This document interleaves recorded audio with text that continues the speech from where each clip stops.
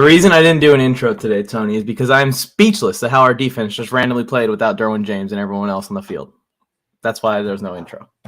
You couldn't have picked a better way to start the show, because I think we both had them winning the game last week, but the scores were like 36-34 and 37-33 or something crazy like.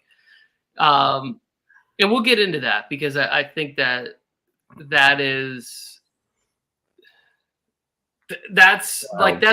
what it's got to be. Like at some point, you hire a defensive head coach, there has to be more of that and less of the other, 11 games or 10 games. But that win made me so happy. I've watched that game 4 times, like from everything, from Jasir Taylor getting reps and getting out there and playing great, from Joe Lombardi. Actually, like he's still the weak link on this team. He's still the reason that I have so many concerns.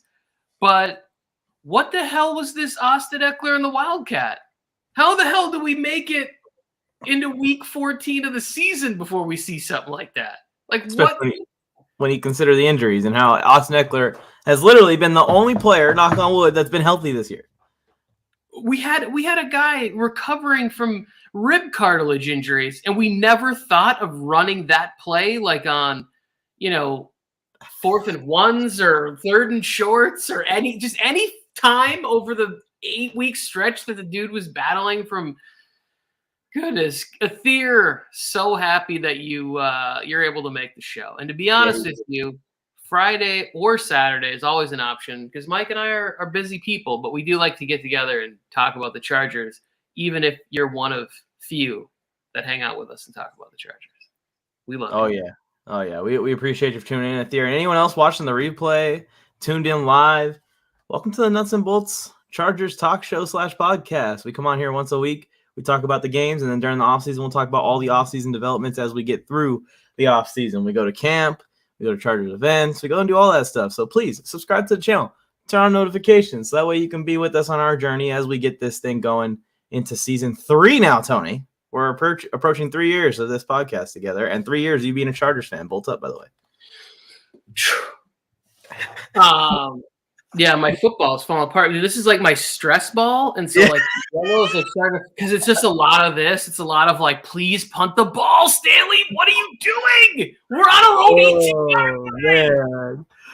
More talk about this Miami Dolphins game. We talked about the defense. I was surprised by how shut down they were. I expected them to play well, of course. There are guys, I believe in them. But I did not expect it to be shut down city, obviously, by our score predictions last week. And we did really well against the run, which they kind of just abandoned the run after we got up. And we did really well against the pass on Tyreek Hill, Jalen Waddle, Trent Sherfield, Cedric Wilson. Like, this is a Mike Gesicki. This is a good passing offense. Tua had a bad game. We will say that. But I want to talk about something else. Let's talk about the importance of having Mike Williams on that football field and how much it does for our offense. Herbert goes over 350 yards in this game, 116 of them to Mike Williams in his first game back, and a touchdown where he scares everyone and holds the ankle, but he's hitting the stanky ankle. It ain't a injured ankle. It's a stanky ankle, and Mike Williams is back. That's hilarious. What's going on, Manuel? I'm happy you're going to be at the game. I love it to hear when Chargers fans are able to make it out. That is so awesome. Mike, yesterday in the game, I wanted to just clip out the deep ball to Mike Williams and go and find every person who's like, we need speed. We need a deep receiver. We can't throw deep. It's like, yes, we can. It's not as fun or flashy or as impressive when you have the 4-3 guy or whatever out there. But, like, we definitely – could you imagine if we picked a speedy wide receiver but had this kind of injuries to our offensive line and didn't even have Zion out there? He's had his problems this year, right? It's a tough position, and he's going up against guys that are monsters, and they get paid a lot of money. Christian Wilkins did a number on him several times in the Miami game. Yeah. But could you imagine him not being on this team and who's like Hymus is playing guard instead of him? We wouldn't even be able to throw the ball deep anyways.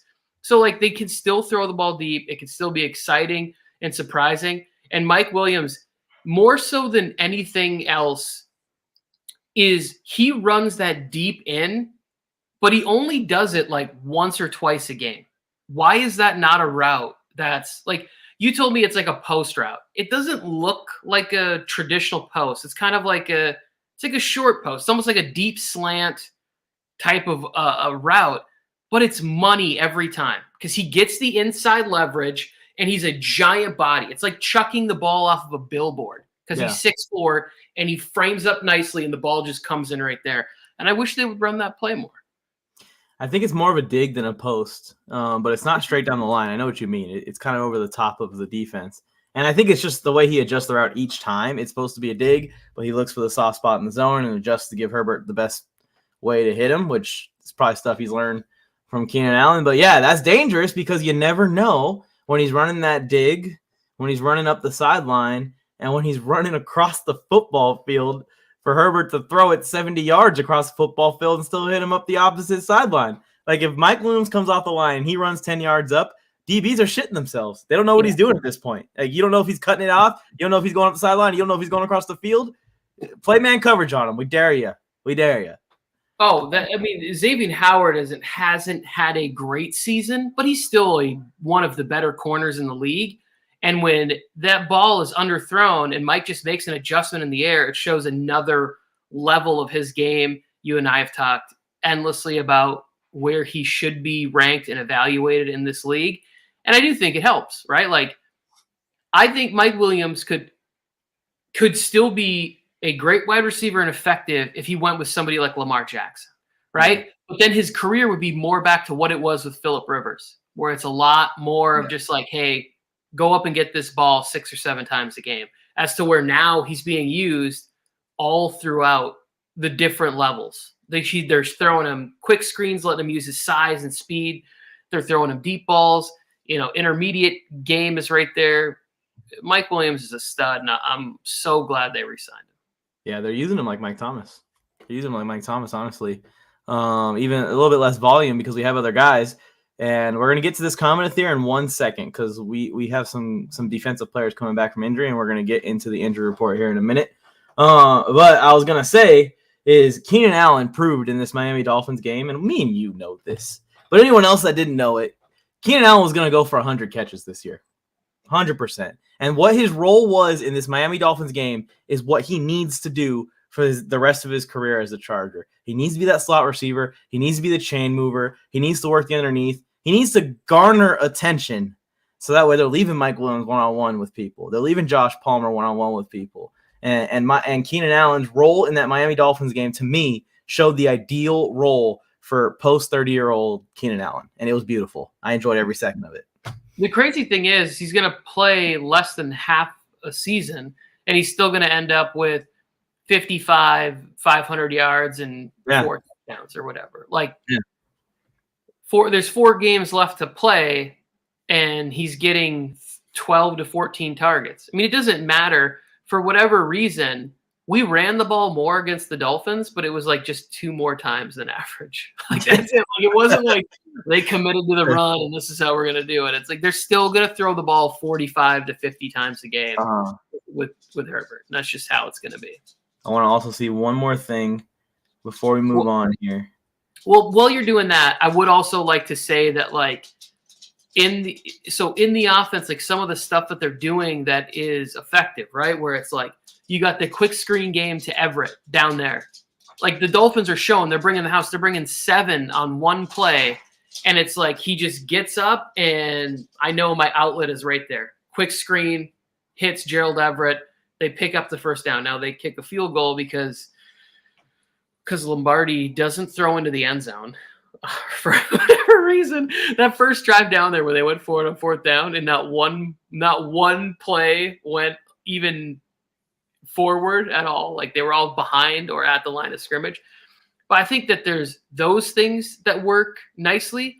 And then also like, let's give some love to Josh Kelly real quick, because this guy should get 8 to 10 carries, no questions asked. Like it's just what you're going to, because not only is he going to potentially, one of these he's going to hit, and he's big and fast, and he's going to hit a big gainer at some point, but also it's going to make Herbert's job a little easier. Like it just lightens the load just that much more. Josh Kelly has been running like a crazy person, and I love it. He's improved. He's improved a ton, and exciting to see because I was a big Josh Kelly doubter. I was ready to move on already, honestly. At this point. Yeah. So I'm excited to see what he does with the rest of his career in the game. And one more shout out to Justin Herbert. We love you, 10. Jesus, man, this guy is insane. 10 different receivers in this game, Tony. Yeah, that is like Peyton Manning shit right there. 10 different receivers in a football game. Yeah. That it shows like why he's going to be successful, because he doesn't need to just sort of crutch down the field with all Keenan or all Mike or whatever. It's like, no, I'm getting up here. I'm finding where the mismatch is. And maybe sometimes still in a crunch time spot, he leans a little too heavy on that, where it's like, okay, no matter what, I'm going to Keenan or I'm going to Mike. Like, it's sort of understood. But for the most part, he's diversifying that portfolio on every play.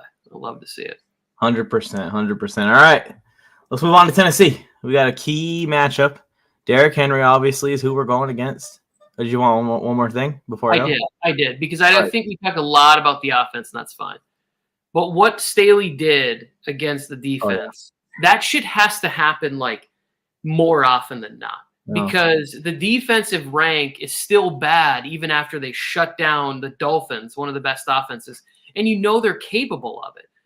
And I think like one of the things that I understood about this was he can come up with a great game plan to slow down a passing offense.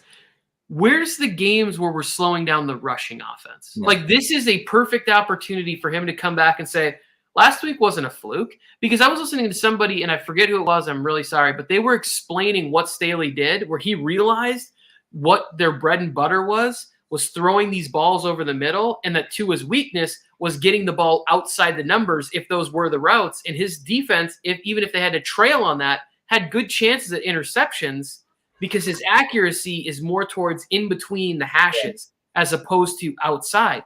So he was playing this kind of defense that allowed them to, if the routes were inside the hashes, it was an automatic double team with potentially somebody underneath and making it tough for him to pick up the easy completions.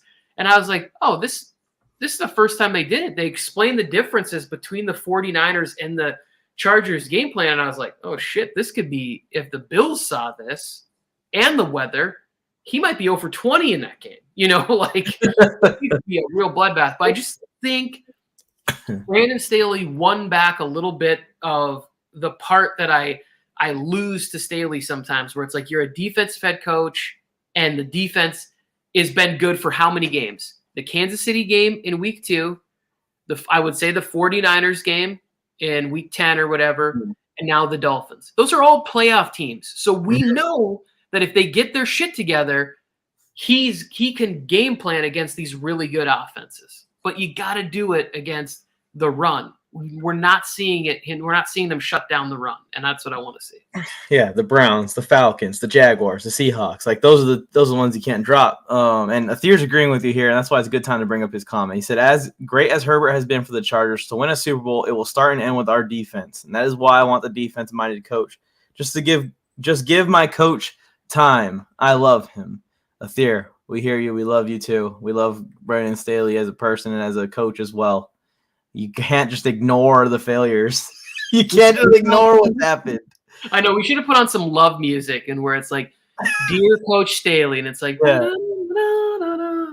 "This is your friend Athir from Battle Creek, Michigan. I just want to let you know, I don't care what the internet says about you." Yeah, Mike's right about this. Like, this is a results-oriented form of entertainment. It doesn't matter what happens. Like, he's handsomely compensated for doing his job, and the record shows that the job has been less than effective. And we see other teams with defensive stars across the board injured. We see teams with less talent defensively coming up with easy to run schemes. Like, I feel like he's trying to run the most complicated system that's going to yield no points but it's just taking way too long to get there. Like, just simplify it to the point where the team is only scoring 17 points. Because if you can hold a team to 17 to 20 points, you'll win a lot of games. The Chargers are going to win a ton of games 14. during Justin Herbert's career. And that will make Staley's career very long with the Chargers. But if you're giving up 27, 28, 29 points a game on average, you're not going to get a chance to enjoy all of the fruit that Justin Herbert will deliver with whoever is playing on his offense. Brady's in year 97 or whatever. Yeah. More shout-outs, Tony. Brendan Fehoko, big game from him. Kyle Van Noy played really well in this game. Who else played really well? Drew Tranquill always plays well. Kyle Van Noy dusting off a spin move that he hasn't used since his days in Utah, like or BYU or wherever he's from. I was like, holy shit. I wanted him to celebrate more than that. I was like, dude, look at that. Setting up the spin move, the speed rush, spin. He looked like Dwight Freeney, but at the end of his career, not young Dwight Freeney. Yeah, right. You agree with this take right here? That this is the best coached game by Staley so far? Past two seasons?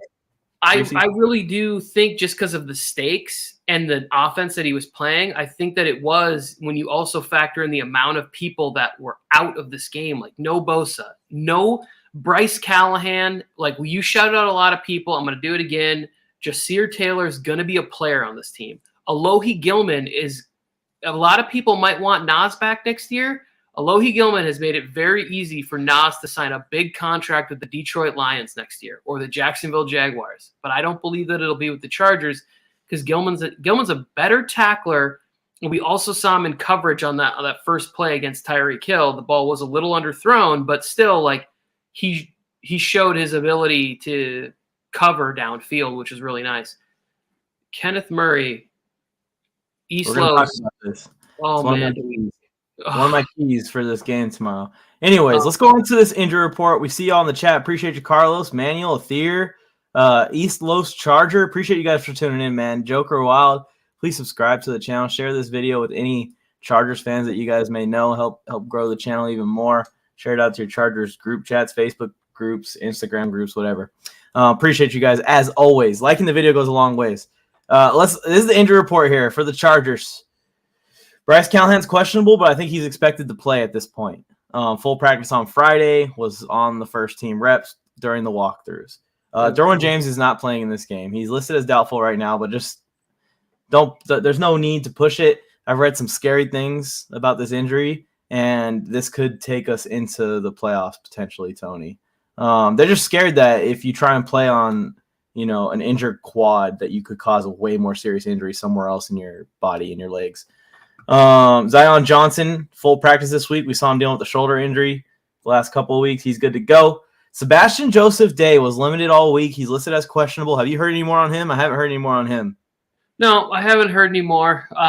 It'd be so great to have him, but also at the same time, it's like you got to play it safe. Yeah, you have to, because the final 3 games are.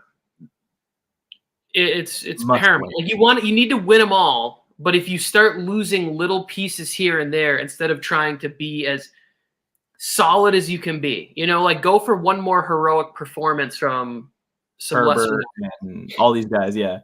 And Trey Pipkins is back this week, full practice on Friday. He set the suit up. I don't think anyone realizes, anyone outside of the Chargers fan base and room, of how freaking great Trey Pipkins has been this year and how much he's battled through and how much better our O-line is with him out there. So excited. Hopefully makes it through the game. The injury he's battling through is an MCL sprain. It just keeps coming up and down, flaring up. That's probably so painful. And he's just cutting through for us. So shout out to Trey Pipkins. Glad to have him back in the game tomorrow. Jamari Sawyer and Mike Williams both full. They're healing up. They're getting further away from their injuries. Down to the Tennessee Titans now. This is interesting. Their defense has suffered a lot of losses for this week. Danico Autry, one of their outside linebackers, he's out. Trey Avery, one of their starting cornerbacks, he's out. CJ Board, who I think is like one of their depth wide receivers, he's out. Treylon Burks, concussion, still out. That hit was nasty, by the way. I hate those hits.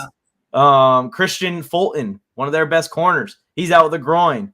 Dontrell Hilliard, the kind of like the Derrick Henry want to be behind. He's out. Safety Amani Hooker, veteran safety, been in this league for a long time. He's out. Like, this is key, man.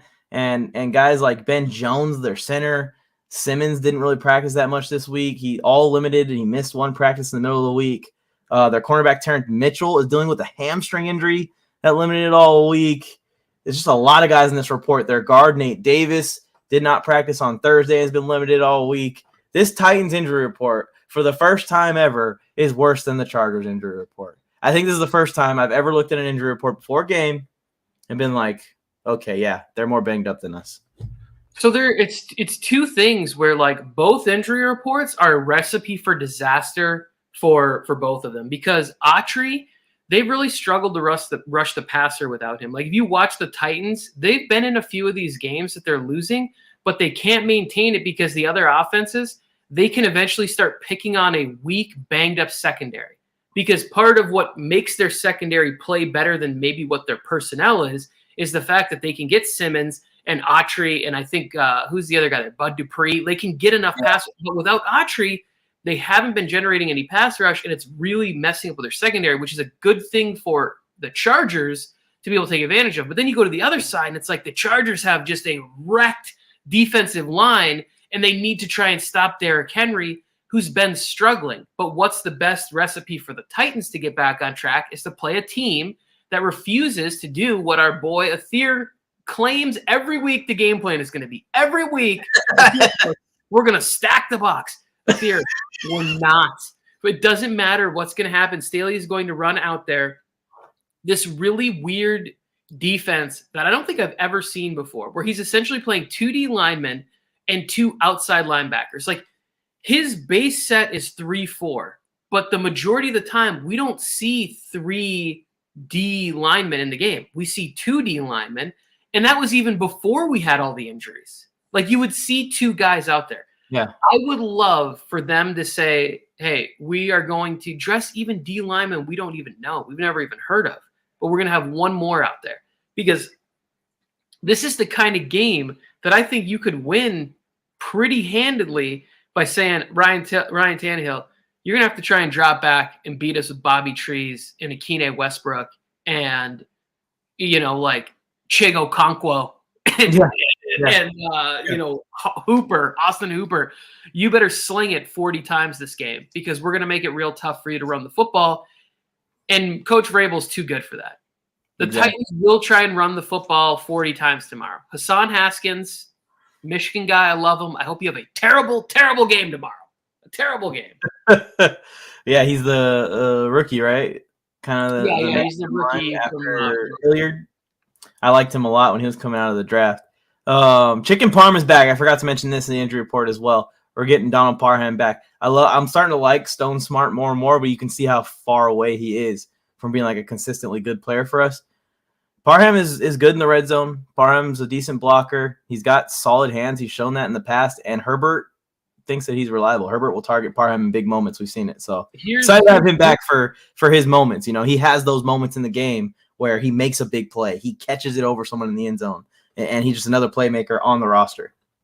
He's 8 feet 70 tall. Like, he's a perfect red zone target. I think what this means more than anything is the emergence of Stone Smart has now made, and they had the acquisition of Richard Rodgers.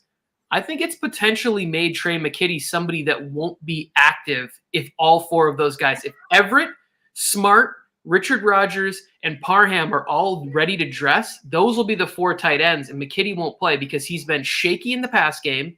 I think Richard Rodgers is older, but he's a better blocker than Trey McKitty is, even though he's younger. So McKitty kind of falls out because you aren't going to dress 5 tight ends. And I think that Richard Rodgers is in there for more like, hey, you're almost like a extra tackle on one side point.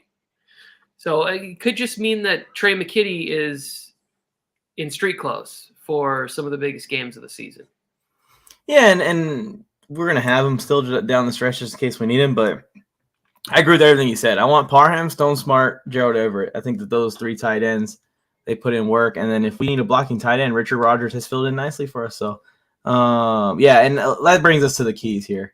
And I'll go first on this one. for this game. I think that the biggest key to victory and what can unlock the way that we can stop Derrick Henry is if Staley gets to Kenneth Murray and says, hey, man, we don't need you to cover the pass this game. Don't worry about the pass.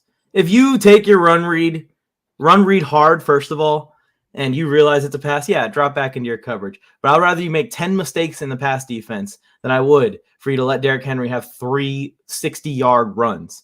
Kenneth Murray, as soon as you see that ball touch Derrick Henry's hands, fly to the football, at least slow this guy down so we can all rally to the ball and get there. That's all we need Kenneth Murray to do in this game.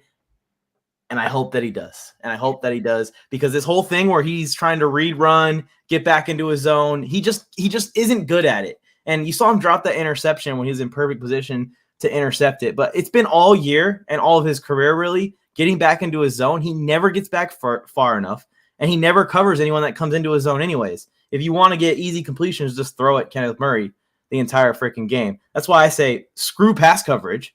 Send him at Derrick Henry as much as you can. That's his job is to just slow down Henry. Yeah, but even when he doesn't pick the right weak gap. Like Tranquil rushes less than he does, and Tranquil has like 3.5 sacks or whatever. You know how Trey Pipkins went to go work with that offensive line coach and came back, and he's been marvelous this year? We need to find the middle linebacker equivalent of that and do a GoFundMe, and the fans will crowdfund his summer of training with London Fletcher or one of those linebackers that just go spend the summer with Brian Urlacher or Lance Briggs or Bowman Mike Singletary. They're just going to, because I think a lot of the time it's not that he doesn't have the ability or talent or anything like that. He just thinks too much. There needs to just be hey, when you see this, even if you guess the wrong gap, run through it you have to go through a brick wall. This is to save a family member. This is whatever it is, because he gets there and then he sort of absorbs blocks from lesser players, fullbacks or whatever. And it's don't absorb the block. Make somebody, feel the fury of Kenneth Murray on this play. There's no other key to success in this game, other than stopping Derrick. That's what we're talking about, right? The keys to victory. It's what do you do in this point right here? Because I think that the Chargers have a pretty successful day offensively. I just see that. But on the defensive side of the football, East Los Chargers said this comment, I'll put it up here on the screen. And this is what I agree with this 1,000%. This is the kind of game that can get a lot of people who talk shit about Staley. And it doesn't matter about me or some of the other fans. It's some of these other people with microphones. As Charger fans, we like to sit and listen to commentary, television, radio, whatever. And it's getting really annoying. Everybody being oh, Brandon Staley's not the guy. What are the Chargers going to do at coach here? This, that, and whatever. If Staley goes last week against the number 1 pass offense and then shuts down Derrick Henry, we're talking less than 80 yards on 20-plus carries in this game. Now, all of a sudden, all these talking heads who just switch different directions every single week because they don't actually watch the game, they just look at the box score, all of a sudden they're going to be Chargers got themselves a coach, 8-6. If they win this game, the number 1 story will be nobody wants to see these Chargers in the playoffs. They're going to get Joey Bosa and Rashawn Slater and Derwin James. Nobody wants to see these Chargers. And if the Chargers slip up in one of these last games, well, the Chargers don't listen to these idiots anymore. Staley just needs to do it for himself, for the team. He has to start making the changes in the game plan that make it easy for these guys to have success. Because they're not Aaron Donald. That's very simple. Dodgers just landed JD Martinez, 10-year contract. But that's filthy. That's fun. Drop your bold predictions. We'll give ours here in a minute. Athir, drop those 2 bold predictions. Yeah, I agree with you. This is a big game, and I think that when we leave victorious out of this game, they are going to be saying Chargers to the Super Bowl. After just a few weeks ago, it was, oh my gosh, everyone's on the damn hot seat at the same freaking time. it's interesting. Bold predictions. What are you thinking here, Tony? I don't even know what to go with. I'll give you some time to think about this. We've been waiting for the Justin Herbert type, like just ridiculous touchdown game. And the more that I've thought about this, I kept telling myself, like, no, it's not. Like, my score prediction was going to be less. It was going to be tighter, lower scoring. And then I think about it, and it's like, no, they're getting there. They're getting to the red zone, and they're not finishing.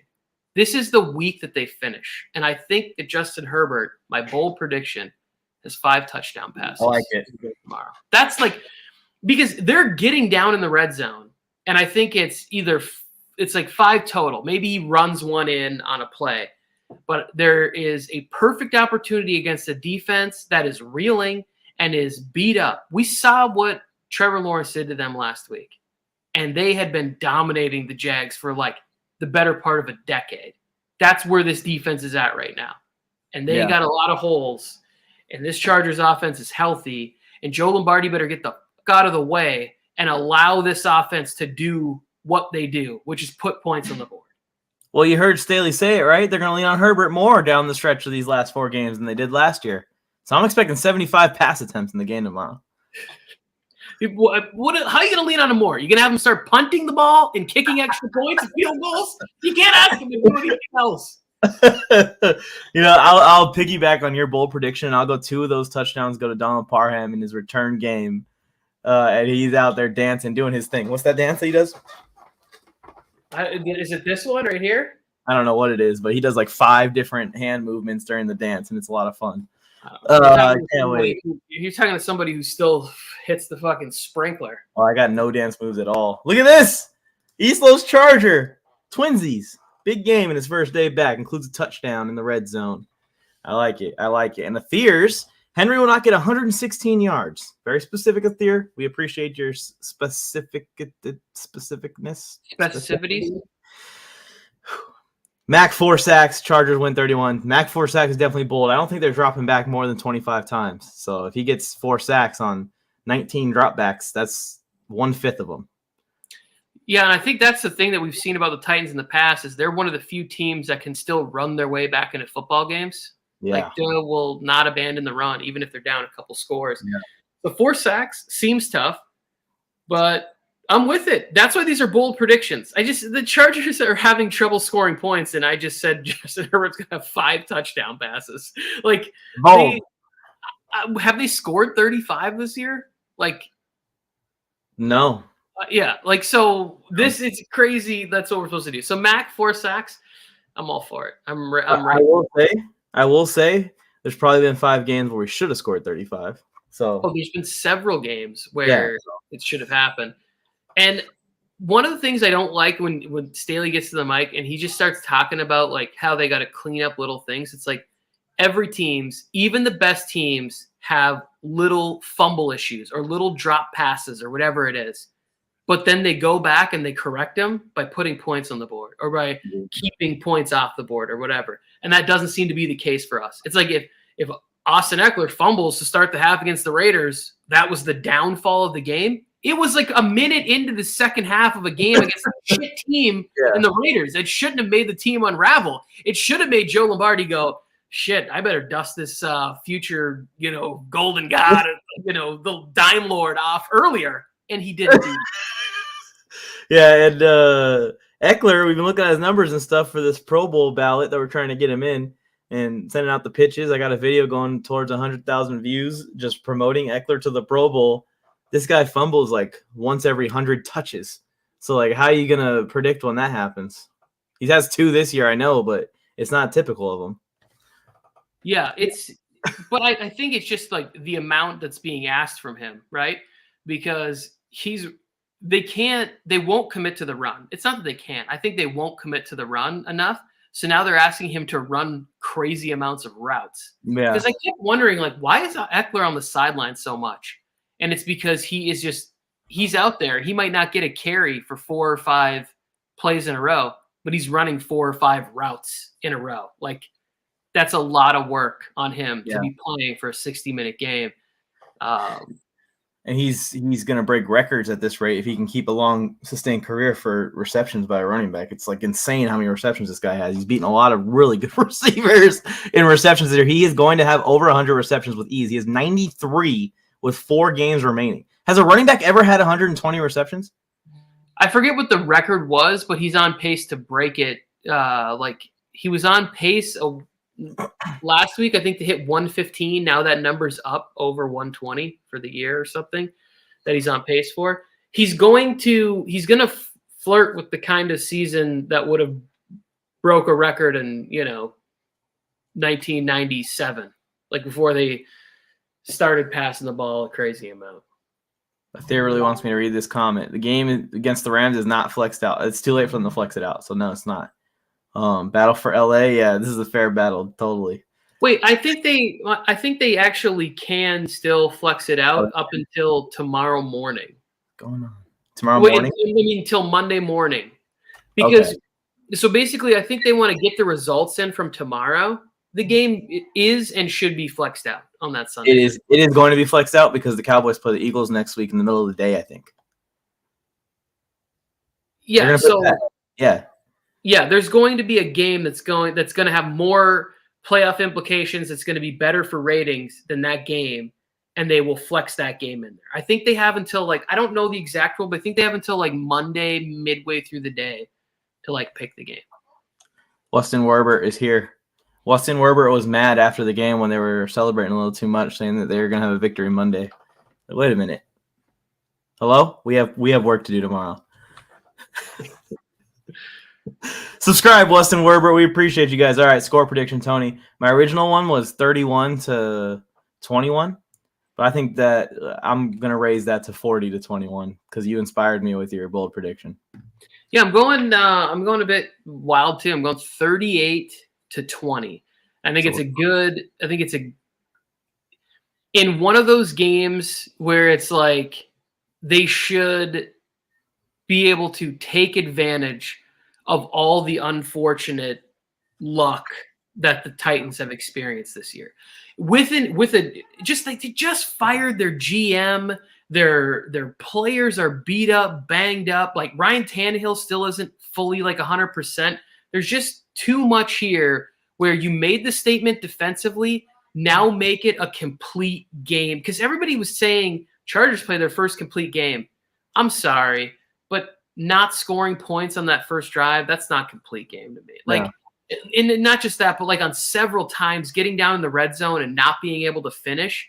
Because if you think you can play that way and then go to the Buffalo in week 1 of the playoffs and win, or if you end up as a 7th seed and you have to end up in Kansas City, and you think that type of offensive output is what's going to get it done, and the numbers and everything are impressive, but you can't be settling for field goals right there. No. Because you're going to be playing with teams that not only don't settle for them, but they get touchdowns and they score a lot of points. Yeah, and what's going on in Buffalo in the weather and everything, Herbert's going to catch up to some guys this week if he has a huge game. And if the Chargers do win out, and he does have big games to finish the season, maybe you start looking at him getting into some of these award races again, back in it. I'm excited to see what happens. I'm excited. I mean, I'm happy with the win no matter how it happens. I really think we have a good chance to slow Derrick Henry earlier in the game, keep our foot on the gas pedal, build a lead, and, come the third quarter into the fourth quarter, we got Tannehill thrown into a feisty secondary that almost intercepted a bunch of passes last week.